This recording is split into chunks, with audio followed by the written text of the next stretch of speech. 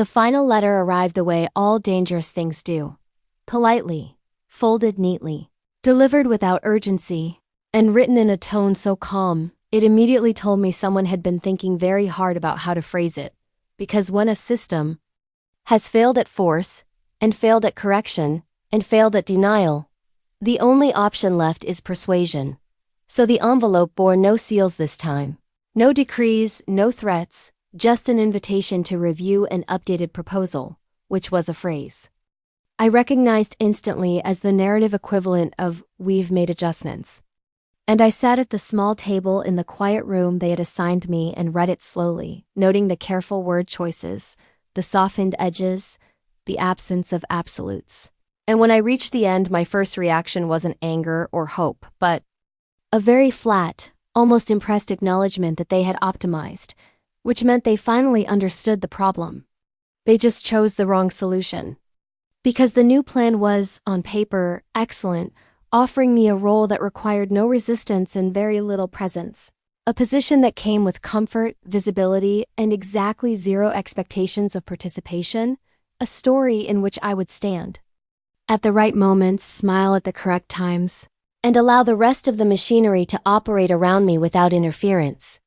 And I thought, genuinely, that if I had been a quieter person or a more tired one, or someone who believed that peace was the same thing as silence, I might have said yes. Because the offer was framed not as compliance but as relief, a way out of conflict without actually leaving. And that's when I realized how deeply they misunderstood the problem. Because the problem was never conflict, it was erasure. And as the day unfolded, everyone who had ever touched the story came to speak to me. One by one, like stakeholders lining up to secure sign-off before launch, starting with my stepmother, who arrived first because she always believed in systems that promised order, sitting very straight and telling me how fortunate I was, how lucky, how this was the best possible ending under the circumstances. And when I asked her, gently, who the ending was best for, she hesitated just long enough to give me the answer by not giving it. And then my stepsisters appeared, not screaming this time but exhausted, pleading in a way that felt less cruel and more desperate, asking why I couldn't just accept it. Why I had to make everything complicated. And I almost laughed then. Not because it was funny, but because it was so perfectly consistent. Because from their perspective, I had been making things complicated since the moment I asked my first question. And when I pointed out that this version required me to stop asking them entirely, they went quiet, as if that possibility had not been presented to them as part of the deal. And then the fairy arrived, late again, hovering uncertainly and looking smaller than before, her confidence worn down by repeated failure, telling me softly that this was the best magic could do, that spells weren't designed for nuance, that transformations were meant to be temporary, and that endings were important. And I told her I understood, truly, and that I didn't blame her because she had been working with very old tools.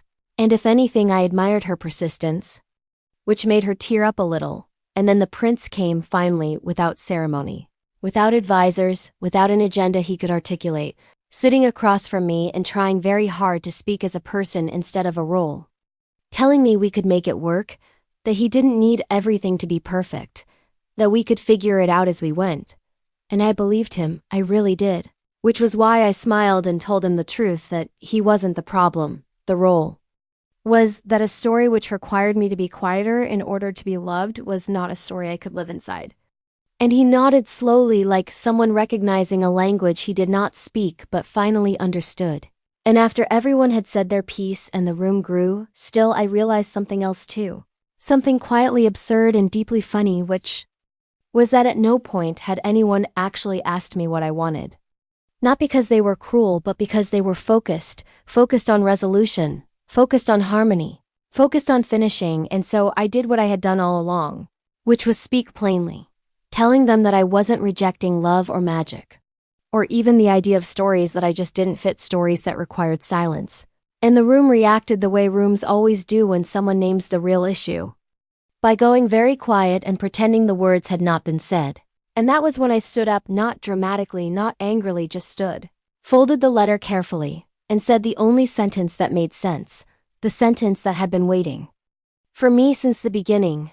The sentence that finally closed the loop without sealing it shut. Which was, I quit the project, and there was a moment of genuine confusion after that. Because quitting was not an outcome they had prepared for. Not an ending that fit anywhere in the documentation, and someone asked what that meant, and I said it meant I would no longer be participating in the narrative as designed, and someone else asked where I would go.